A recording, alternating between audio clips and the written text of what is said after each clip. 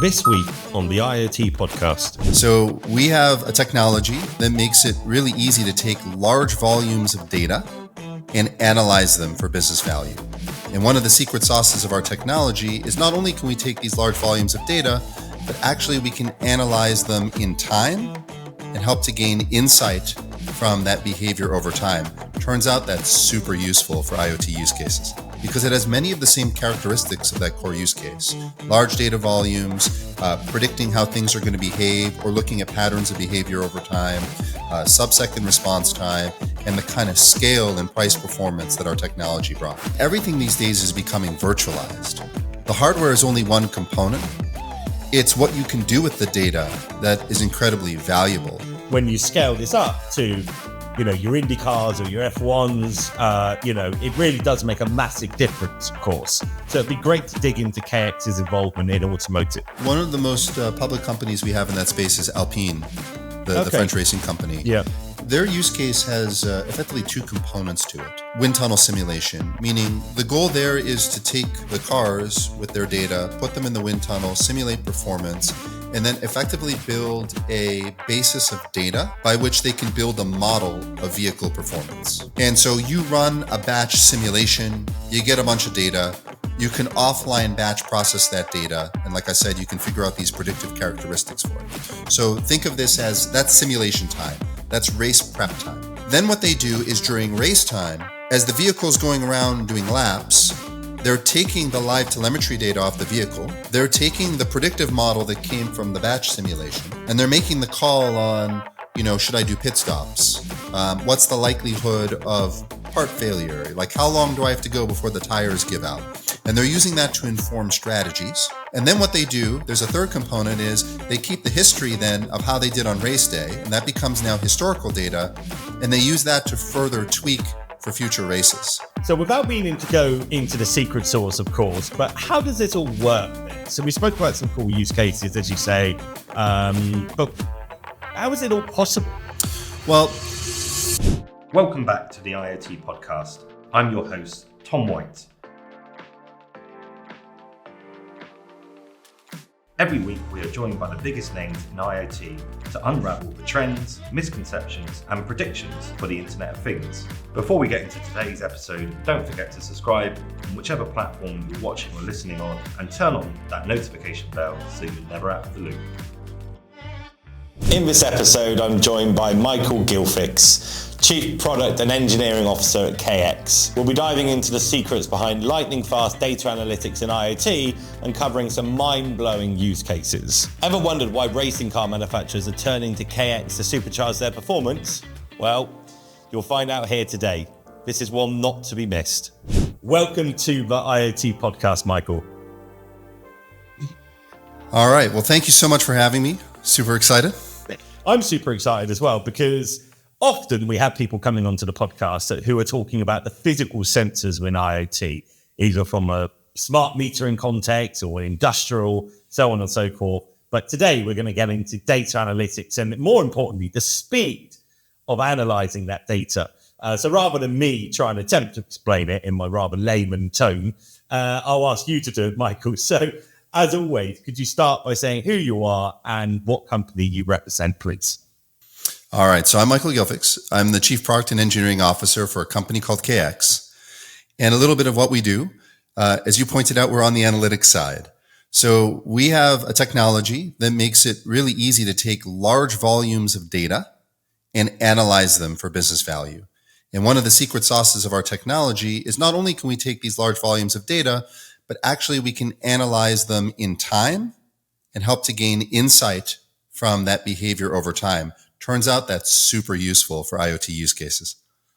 Yeah, absolutely. I think it's paramount, actually, I would say, data and the integrity and the analytics of that data done as fast as possible and accurately as possible. But it's quite an interesting story, actually, about how the business came about and the origins of the company. So could you talk a little bit about that, Michael? Sure. Especially in the case of IoT, you might say, as I described the history, so how does this get to be an IoT business? But the origins of our business is we were born out of one of the most demanding use cases, which is implementing capital markets for financial institutions. Capital markets is the buying, the selling of equity and managing those investments. And if you think about those kinds of use cases, there are use cases that have a tremendous amount of volume. You get market data, stock tick data. You're trying to make sense of the world around you. And you're using that to figure out, is this a good trade? Is it a good order? How can I do better? How do I build algorithms that can exploit that? And we built a data platform that actually allows you to perform incredibly well in those kinds of use cases. So we can process very large volumes of data. We have sub-second response time, so you can figure out the right algorithm. We're able to validate models that run on the data, super computationally intensive, but we still make all that stuff work. And you can run your rules in kind of in real time on that set of data, so you can make the right trade or analyze the best trade. And at the heart of that technology was also the ability to process time series data. And time series data is basically looking at behaviors over time and pattern matching that data, or finding ways to reason and predict what's going to happen with that data over time. So fast forward, many kind of years later, we've been bringing that technology to a variety of different industries that benefit from the power of this analytical platform and scale. And it turns out that IoT use cases are just a tremendous opportunity for that technology because it has many of the same characteristics of that core use case. Large data volumes, predicting how things are going to behave or looking at patterns of behavior over time, sub-second response time, and the kind of scale and price performance that our technology brought. Yeah, I think for me, it's really fascinating because it's not a world that I know incredibly well. So I'm a device guy. I came from embedded Linux. I know video, I know IoT and devices at kind of a low-level embedded component system level, shall I say, pretty well. And it wasn't really until I listened to a couple of podcasts about Bloomberg, and the Bloomberg terminal and the necessity for speed around this. So I can really see that the origins of the company are rooted in something absolutely fundamental, critical for that industry. As in literally seconds can make a difference and colossal difference in terms of trades and what trades look like. So it's actually quite a unique for us segue into IoT that we've not really had many times in 5 seasons of the podcast, right? But when you talk about it, it seems so obvious, doesn't it?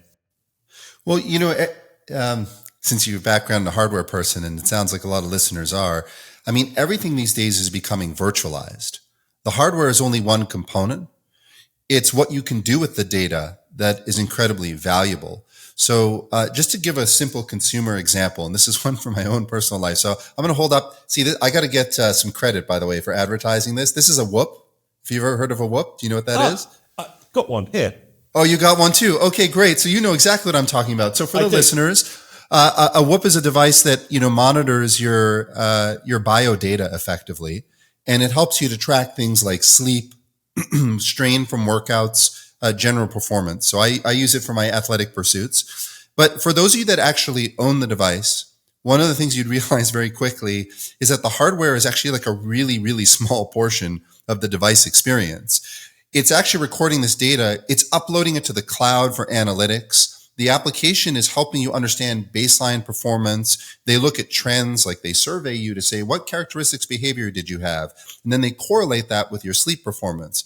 But all of that analytics is happening in the cloud, and it's being bulk uploaded. And so that's maybe a really simple way to understand kind of the feeling of, the hardware is really one portion. It's the enabler, if you will, the on-ramp of the data.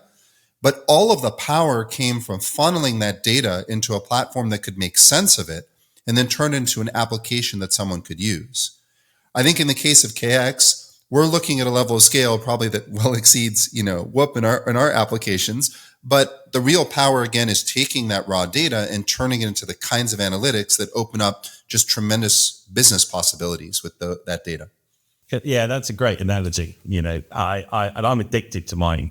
I mean, that's a whole other topic about how it becomes a self-fulfilling. Man, if you're really goal-oriented, there's nothing like having something critique your sleep performance to go, man, I got to really, got to get on the ball on this thing. So it's very useful. Oh, absolutely. Yeah, absolutely. I often worry and wonder sometimes if my recovery is below 70%, if I then think, oh, I'm going to have a bad day because of it. And sometimes I wish I'd never seen it, but that's a whole nother topic. So going back to KX and the business in terms of the actual industries that are most prevalent now. So we spoke about your origins of where you came from. Where do you see most of the activity coming from the data processing using your technology today? So we have 4 industries that we see driving a fair amount of demand for us. One is manufacturing. We can talk about these in a bit more detail, but I'll just give you kind of an overview quickly. So manufacturing, so thinking about how you're going to manage the equipment data that comes off of a production line, especially if it's high-tech manufacturing like semiconductor fabrication, for example, highly, highly automated. The second is energy and utilities. So being able to take information around metered electricity, related things, right, that are driving energy consumption, using that data in real time. Tons of amazing applications emerging there. Healthcare, life sciences, rife with deep data to understand about what's going on with patients, what's going on with procedures, how do you feed that back into analytics, or even clinical data that can be monitored over time. And then automotive. Those are some really fun ones. It's like I want to run simulation on my race cars. And while so not only am I going to run simulations, let's say in wind tunnels to provide performance, but I'm going to look at the race in real time and then run simulations to predict future performance. And all that's running in analytics in real time. And each of these platforms have the characteristic of giving off effectively large amounts of data in a short period of time. So, you need to be able to keep pace with it. You need to be able to make sense of it.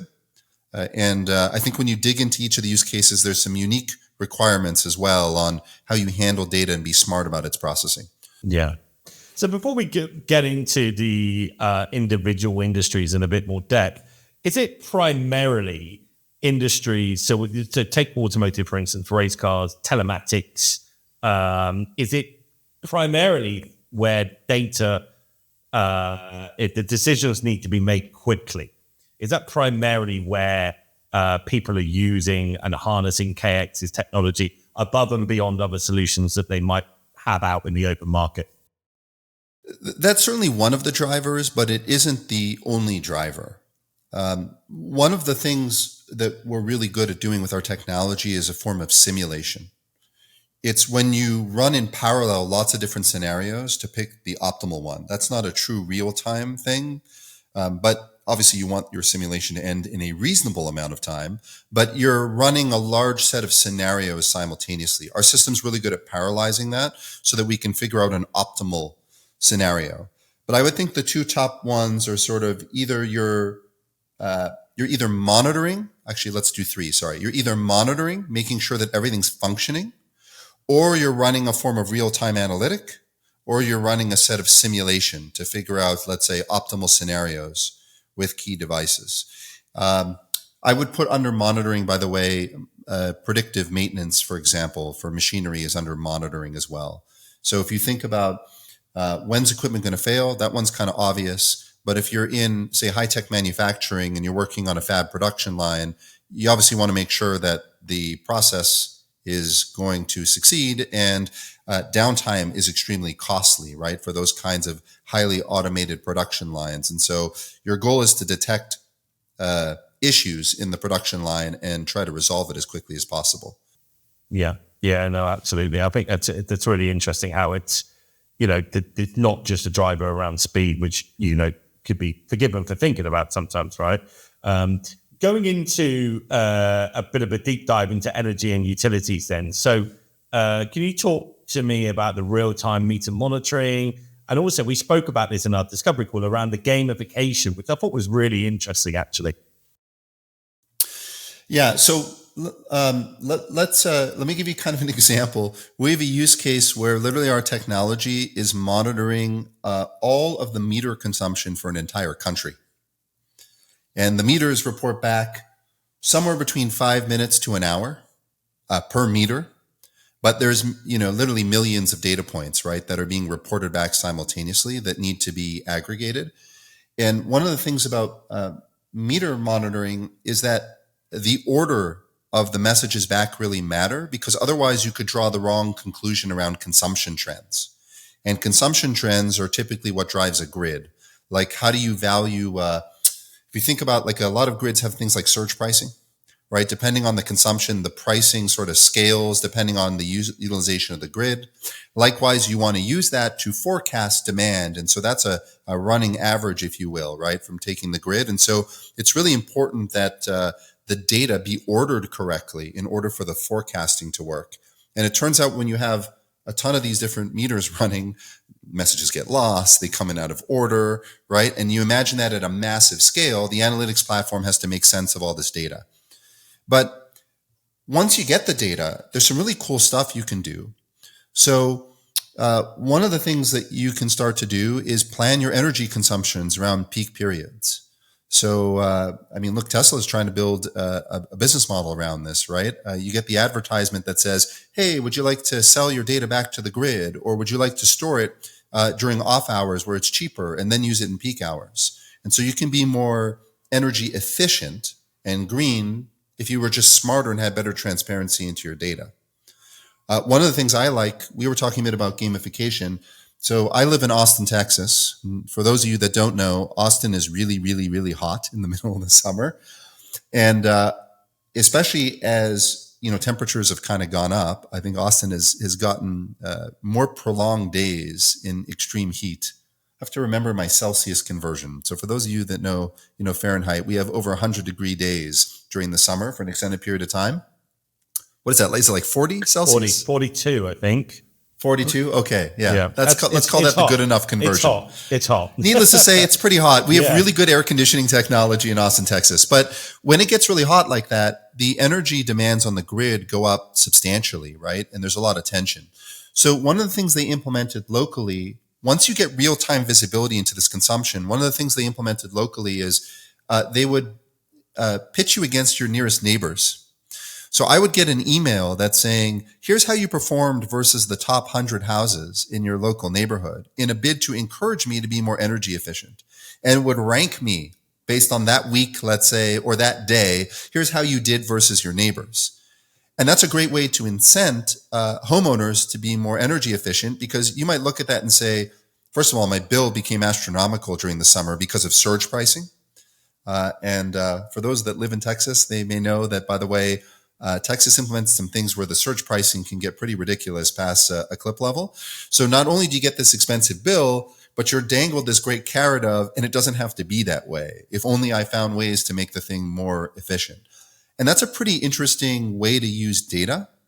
And if you think about how did we get there? Like, step one was, instrument all of these different sensors to pull back the data. Step two was process it so you had real-time visibility. And then step three opened up, well, once these new applications, once I had the real-time visibility, what could I do with it? Gamification, being smarter about, let's say, buying and selling things on the grid. For those that are green inclined, just tremendous opportunities, right, to be more efficient.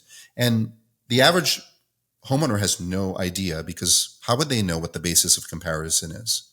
What incentive would you have? For all you know, you're the best at being green because, you put some weather stripping in or something.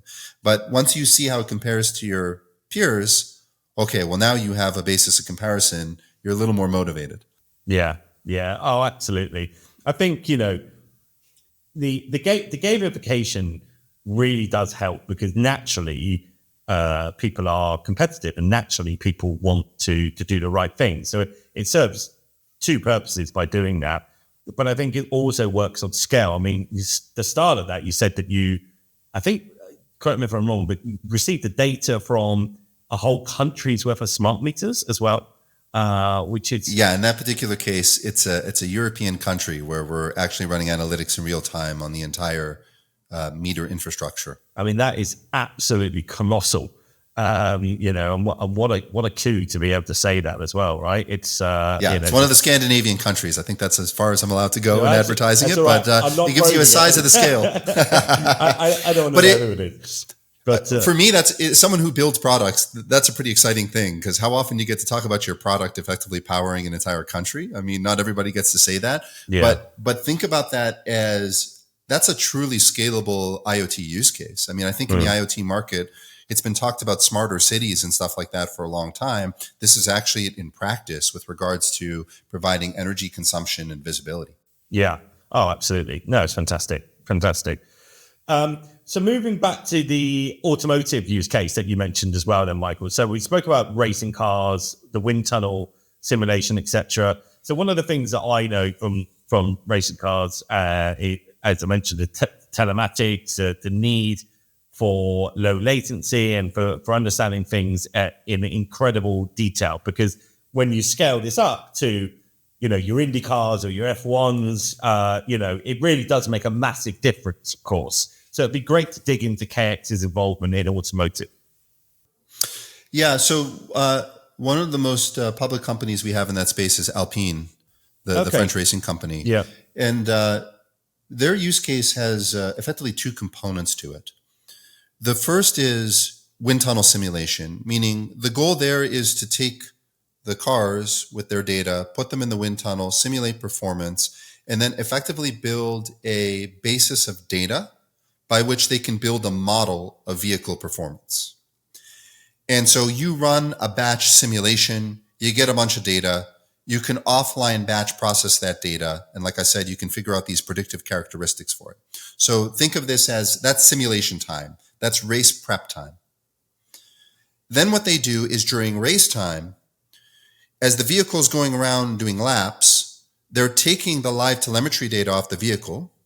They're taking the predictive model that came from the batch simulation, and they're making the call on, should I do pit stops? What's the likelihood of part failure? Like, how long do I have to go before the tires give out? And they're using that to inform strategies. And then what they do, there's a third component, is they keep the history then of how they did on race day, and that becomes now historical data, and they use that to further tweak for future races. So again, you have the simulation input, you have here's what I ran on race day, and then you have the historical, these are the strategies I ran on race day in the inputs, and how did I do, so it can inform what you might see in an individual scenario, again, on race day. It becomes sort of a circle that turns on itself, right? A continuous improvement kind of circle. And so they're feeding that data in to go and improve the racing component.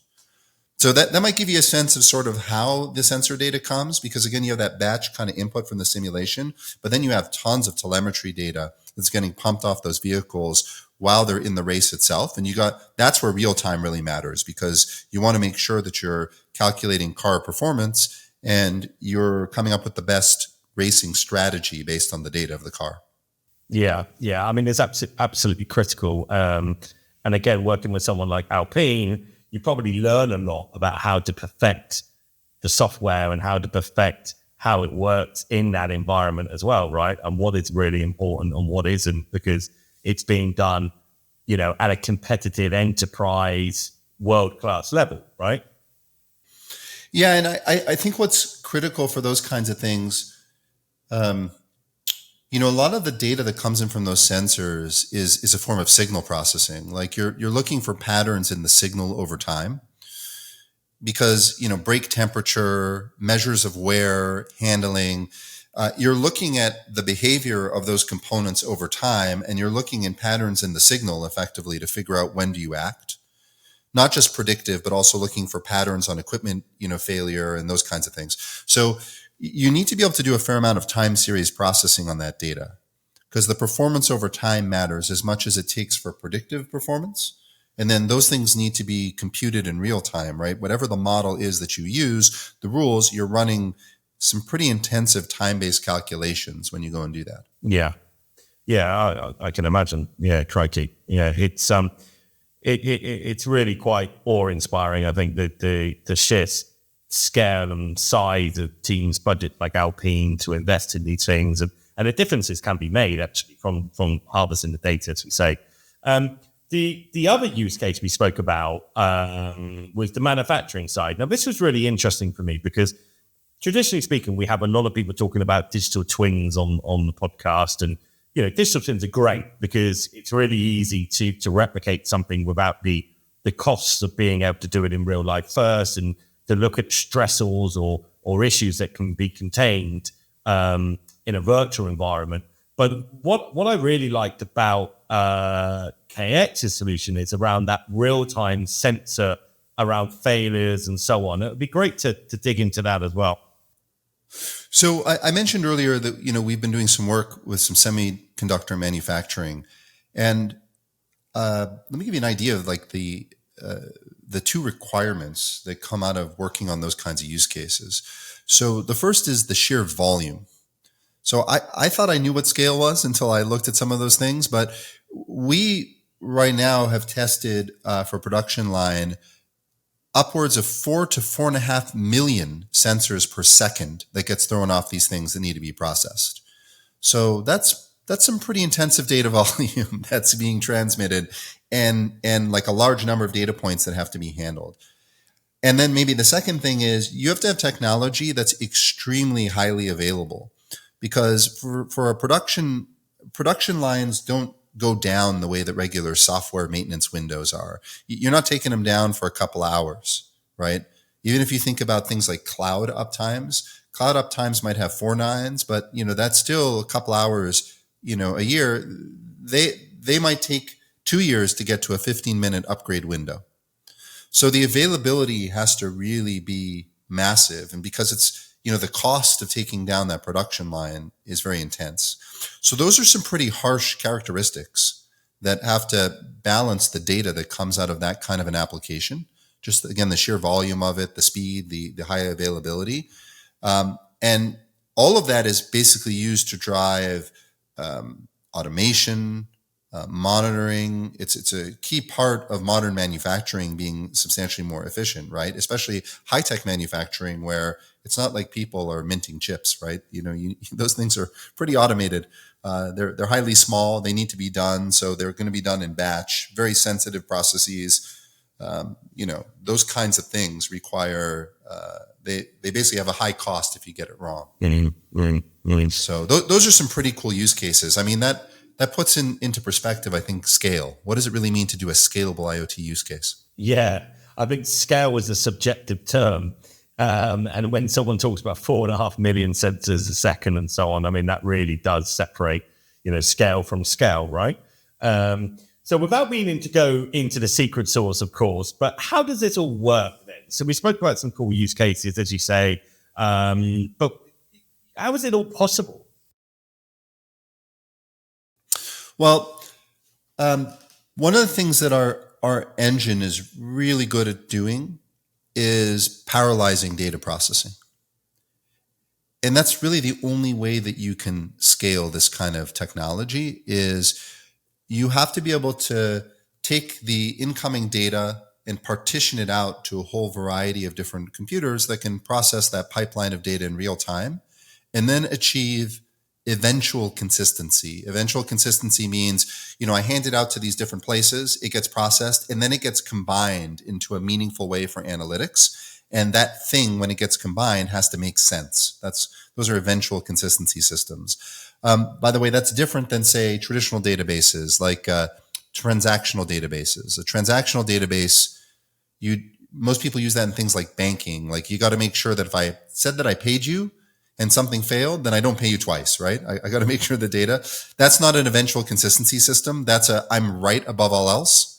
So eventual consistency means it's okay if the data is not perfect, but eventually it's got to get there, and I can then scale those things out in order to go and process that volume of data. So that's one key component to it. As I mentioned, having an innate understanding of time series analytical data is very important for a lot of these IoT use cases, because you're looking again at patterns over time. You're looking at forward prediction. You have to be able to combine your data over context windows. You might have to be able to run simulations. And so you need a system that understands how to do that kind of analytics, but again, how to parallelize it. So that's part of our secret sauce is we built this engine that will enable you to really parallelize your data processing like this. We have built-in kind of concepts of how we divide up this time-based processing. And we also can store that data in memory, so it's super fast, as well as on disk for historical. And we're very clever about how we enable you to run analytics that span your real-time in-memory data with your historical on-disk data to drive your conclusions. And our engine is highly tuned for that kind of stuff. Yeah, I mean, it sounds it, right? Which is important when it comes to, understanding where, how, and to position it, which leads me on quite nicely to my next question about, ideal data processing points. Is it at the edge? Is it in the cloud? What are the trade-offs between the two? Because a lot of talk around the edge at the moment and the abilities to speed things up at the edge, but is there a con to that in your view? I think it depends on what kind of analytics you're doing that are in your model. Our technology is sort of set up so that it could work in maybe both cases. We have technology. I wouldn't say we're not going to run, say, on an embedded device. So if you recall, in a typical edge architecture, you sort of have like three tiers, right? You have the sensor or the physical device itself, and then you have the analytical processing that's close to the data, and then maybe it gets aggregated or you send less data on to the central analytical platform. That's a typical edge thing, right? And if you think about that, it's like a funnel of data volume. The closer you are to the source, the more raw data you get. And then as you move sort of further away, you have less data. And usually the data is summarized or it's processed in some way so that you can get to the higher order analytic, like looking at, say consumption, like how much do we charge for energy this month? That's a higher order analytic, right? In the case of energy and utilities. So our technology can kind of run maybe on both of those tiers, the one that's closer to the data. And a good example of that would be you can't do the fab use case unless the analytics are running pretty close to the fabrication floor like that, because you need to be able to get that data to the analytical source. I think the automotive one is in a way a good example of something that is sort of in between. It's not quite edge, but it's not higher order, business analytics, but it's something in the middle where they're doing historical simulation, they're running things live in the racing data, but there's activities that go on in between races where they refine their model, they run historical analytics to figure out better strategies. So it's a little bit in between, I think, of those things. So we see ourselves sort of playing in both places. I think it really just depends on the kind of analytics you're running. I think even some of the examples I gave would still benefit from some of those architectures where, you got to be closer to the data in the case of extreme data volumes, but it doesn't take away from the value of running the higher order business analytics. Like in that energy and utilities example, someone still needs to say, here's how much this neighborhood consumed in energy. And they still need to have demand forecasting so that, they can go and negotiate contracts with their partners. That doesn't change those types of analytics, even if the meters are providing real-time visibility into your daily energy consumption. You sort of have both things in that architecture. Yeah, absolutely. I think, the processing of the data and where you position it, for me, it's similar to, in a way, good policies around data protection, and actually it needs to be relevant and right. And it's the same as where you start that process. So actually in one use case, it might be applicable to do it both at the edge or, slightly further back. And it really does depend on that individual circumstance and the benefit to be derived from that at that point. So, yeah, I completely understand. So basically, the answer was it depends. Yeah, I mean, look, probably it's a data volume and latency are some of the primary characteristics that drive your decision. Yeah. If you have extreme volumes, if you need low latency, you're probably going to have to be closer to the data source, right? Yeah. The further you go up that pipeline, the more delay is there, but like I said, typically you're mixing a higher order analytic in place. Yeah, absolutely. So it's a fascinating business, and you're about, is it 500 people now? Is that right, as a company, or more or less? Yeah, we're over 500 people now. Over 500, yeah. And so what's the future for the business? Developing more, enhanced, more accurate, versions of the analytics, et cetera, et cetera?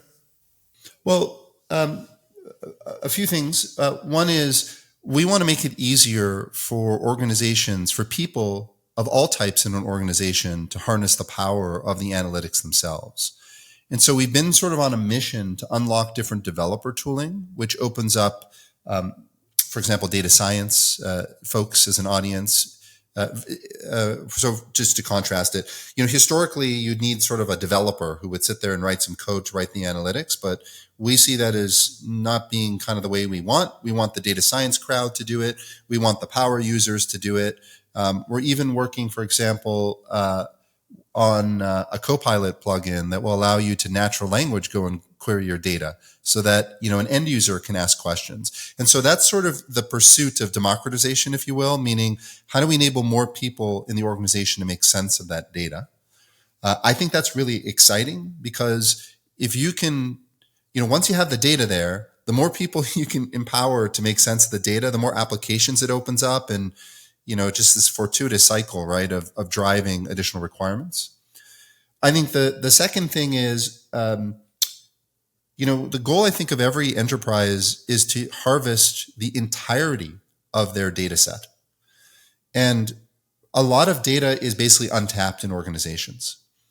And so I think our mission is to give you the power of these analytics, but ensure that it can work across the entirety of your data estate. And so an area we've been investing in is actually looking at vector database technology, which allows you to process unstructured data like documents and images. It's very different than, I think, classic IoT data, but there's a pretty strong relationship between those. Like if you think about sometimes like asset management systems and how there's going to be a live IoT component where you evaluate equipment in the field, and then you mix that with here's images of what might be broken, think about like sensors on a bridge and then what's broken on the bridge, and then how do I know where it is? So there's a lot of unstructured data as well that you could pull into the analytic, and that's a pretty interesting opportunity, essentially allowing enterprises to use more of their data estate. Yeah, so those are two exciting venues I think we have, Yeah, absolutely. I think getting it into the first one for me, I think is really poignant, getting it into the hands of people to make it more accessible, make people be able to understand the data that they're throwing off more accurately is something that's been crying out for such a long time, actually. And people not necessarily knowing how to interpret this, how to use it, how to make decisions based on it. So I think that's to me, that's what one of the great possibilities of this AI revolution we're in, right? In the advances in natural language processing is we're kind of at a point now where we're about to open up the accessibility for such a much larger audience to make sense of their data. I think that's going to drive tremendous demands for things we haven't even anticipated, because those people will have business use cases and user use cases and business process use cases and other things that we haven't foreseen. And now we have sort of like a huge envelope of creativity compared to what we had before. Yeah, absolutely. And what a way to wrap up the episode. I think that's such a poignant phrase. We it almost is limitless what we can do with this moving forward. It's been a pleasure having you on, Michael. Honestly, it's been so interesting to take a kind of brief snapshot and deep dive into KX and some of the technology and the tools that you guys have been developing. I'm sure our listeners and viewers have absolutely loved it. As we come to the end of the podcast, we always ask a series of questions, a little bit lighthearted. So I've got a couple for you, Michael, if that's okay. What is a challenge that you're facing in your everyday life that there just isn't a tech solution for at the moment that you'd love to see change? That there isn't a tech solution for that I'd love to see change. Okay. This has nothing to do with work, but since I shared that I use Whoop, so I'll tell you why I used Whoop. My main hobby outside of work is I compete in powerlifting. Oh, wow. And so strength training sports, it's really hard. If you do running and heavy cardio, it's really easy to find equipment that can actually help you with that. But when it comes to strength training, it's very difficult. And Well, Whoop still calculates your strain. I mean, let's be honest, it's kind of limited actually for strength training purposes. They actually acquired a company called Push, which was designed for velocity-based training, where it looks at the speed of your movements, but it's still not very accurate, I think, in terms of that. And it's gotten very mixed reviews for velocity training. So there's a whole opportunity for a type of sport for which I'm not sure that we have a good tech solution for it. It has yet to be properly digitized. That's interesting. It's funny you should say that as well, because I do notice that on mine. So I also like weightlifting, and the strain levels are never actually that accurate. And you want. By the way, there's two ways you can input it in the Whoop thing, right? You can either do it as an activity, that's the worst, or there's like another thing. If you find the strength trainer, you can use that. That one's a bit better, but it's still very limited, I think, for what's there. So if your audience, if anyone thinks they have a good idea, find me on LinkedIn. I am happy to beta test your product because I really want to use it. So that would be great. Well, someone's going to be thinking of it. We had someone on the podcast about a year or two back, and I haven't seen this in commercial gyms yet, but you had a profile and it basically had an RFID, and when you walked closer to like a machine, it would know your routine, right? It would know that you want to be on whatever weights, and it would move things around, and it would adjust the seat, much like a memory seat in a car, to actually what lengths and that you needed to be to. And I thought that was really cool, actually, but I've never seen it anywhere. But maybe in 10 years' time, we'll get something like that, right? And it kind of hits the mainstream. A couple of others. So a gadget that you can't live without, and you cannot say your mobile phone. Oh, boy. My earpiece.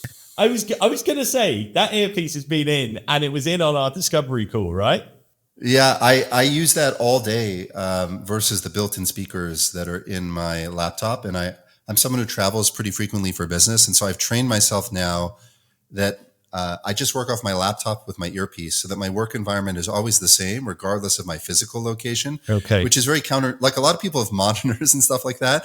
But for me, then it's not the same. So I don't know why, but I've trained myself to do that. So I definitely live off of using Bluetooth stuff, and I hate holding a phone to my ear. Do you know what? I can't do it. It just feels such an unnatural thing to do now.